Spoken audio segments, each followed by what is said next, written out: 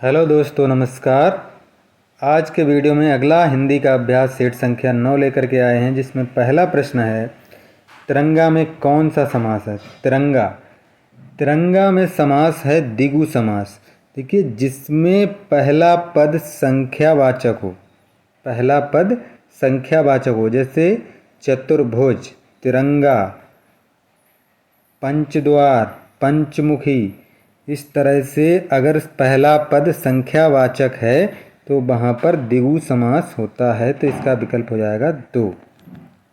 तिरंगा शब्द में द्विगु समास है और इस पद में पूर्व पद संख्यावाची होता है और उससे समूह का बोध होता है, जैसे द्विगु समास कहते हैं। जैसे चतुर्भुज, 4 भुजाओं वाला, 4 भुजाओं का समाहार। त्रिफला, इसमें 3 फल मिले हुए हों तो उसे हम कहते हैं त्रिफला। तो ये सब द्विगु समास के उदाहरण। द्विगु समास का सबसे अच्छी पहचान उसका पहला पद संख्यावाची होगा और उसको समूह को प्रदर्शित करेगा।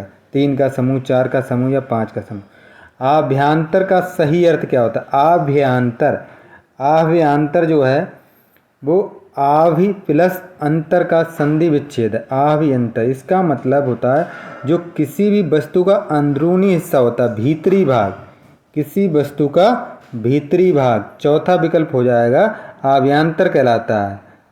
आभ्यांतर है किसी वस्तु का अंदरूनी हिस्सा जो है वो आभ्यांतर कहलाता है। आभ्यांतर का विलोम शब्द वह होता है।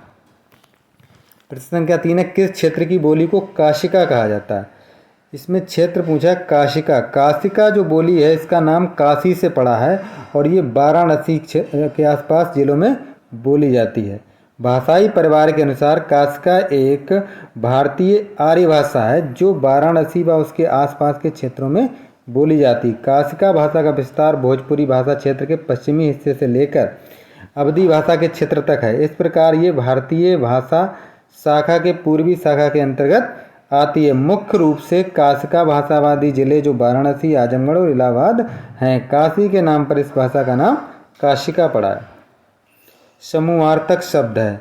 कौन सा शब्द है जो समूह के बारे में बताता है? समूह तो स्तवक। स्तवक क्या होता है? पुष्प गुच्छ। पुष्पों का जो गुच्छा होता है उसे हम या गुलदस्ता को स्तवक कहते हैं, इसलिए ये समूहार्थक शब्द है। बाकी ये कोई भी समूहार्थक शब्द नहीं है।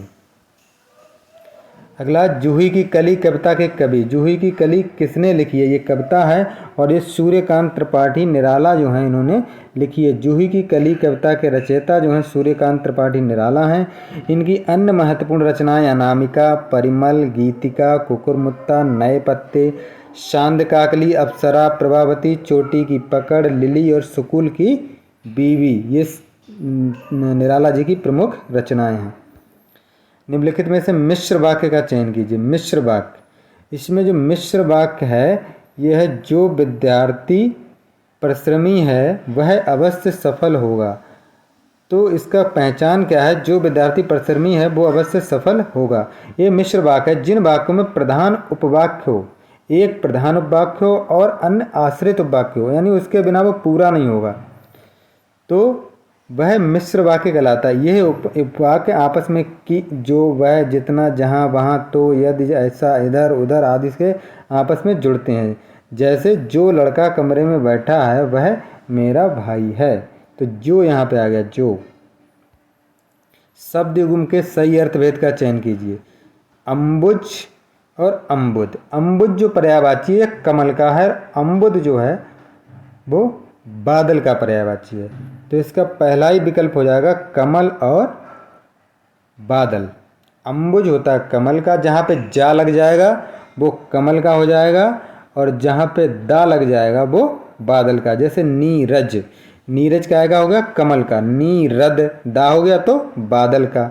अम्बुज जा हो गया कमल का, दा हो गया तो बादल का।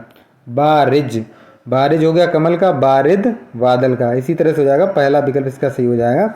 शब्दयुग्म अम्बुज और अम्बुद का सही अर्थभेद कमल और बादल होगा। दो समानार्थी शब्दों की पुनरुक्ति के बीच में किस विराम चिन्ह का होता है प्रयोग? अगर समानार्थी हैं तो योजक चिन्ह का प्रयोग होता है। प्रश्न संख्या 8 का हो जाएगा विकल्प संख्या 3।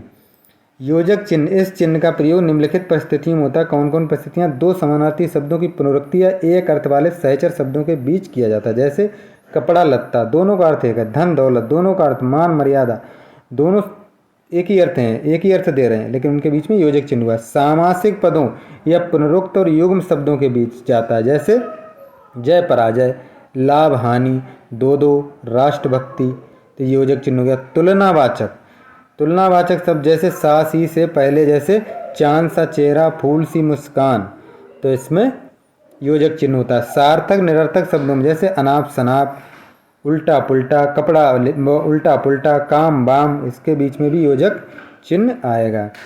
अगला है 9 पत्थर का पर्यायवाची नहीं है।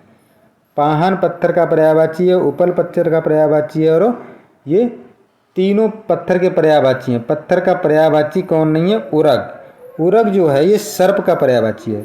उरग शब्द जो सर्प का पर्यायवाची है, और सर्प के अन्य पर्यायवाची जो हैं अहि, नाग, भुजंग, विषधर, व्याल, पन्नग, सांप, सारंग आदि हैं, जबकि पाषाण, अश्म, प्रस्तर, पाहन आदि पत्थर के पर्यायवाची हैं। परिमाण वाचक क्रिया विशेषण अव्यय क्या है? परिमाण वाचक क्रिया विशेषण अव्यय ये हो जाएगा अत्यंत, अत्यंत कम, अत्यंत ज़्यादा, ये न्यून बता रहा है तो मात्रा बता रहा है, तो ये अत्यंत हो जाएगा इसका। जो शब्द क्रिया की विशेषताएं बताते हैं उन्हें तो हम क्रिया विशेषण कहते ही हैं। ये प्रमुखतः 4 प्रकार के होते हैं। स्थानवाचक जैसे यहाँ वहाँ इधर, यहाँ जा रहा वहाँ जा रहा, यहाँ खेल रहा वहाँ खेल रहा उधर खेल रहा। कालवाचक रात भर, आज कल, हर बार, दिन प्रतिदिन आदि। परिमाणवाचक ये बहुत, अत्यंत, थोड़ा, किंचित, तिल तिल आदि। रीतिवाचक जैसे ऐसे, कैसे, कदाचित, तक, इसलिए आदि। ये रीतवाचक क्रिया विशेषण है। तो ये क्रिया विशेषण के 4 प्रकार हो गए।